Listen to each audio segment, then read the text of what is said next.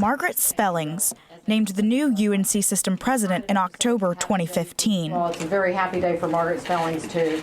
But amid controversy because it happened in a rushed, closed-door Board of Governors meeting.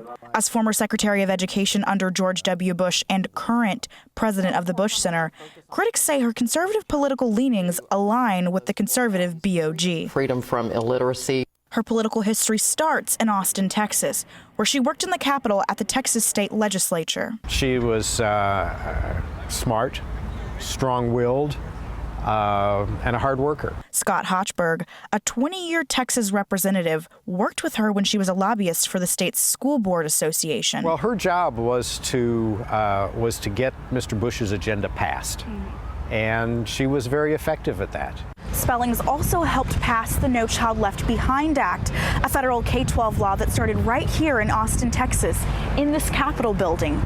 But it's widely regarded as a failure, and the U.S. Senate just voted on its replacement in December 2015. It was a revolutionary policy idea at the time.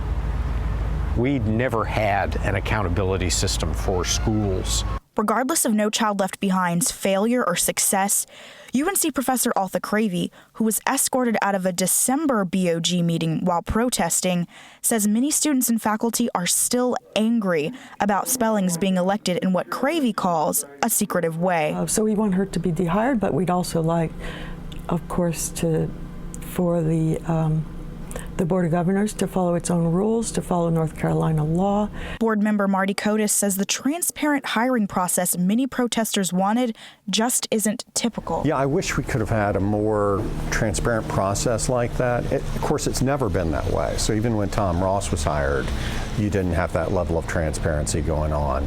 Kotis says he's open to dialogue, but the BOG doesn't receive many calls, visits, or emails.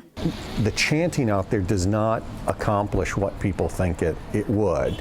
It's actually very distracting, and it's hard for us to do our work. Working amid protests, that's what the BOG can expect until Spellings takes office on March 1st.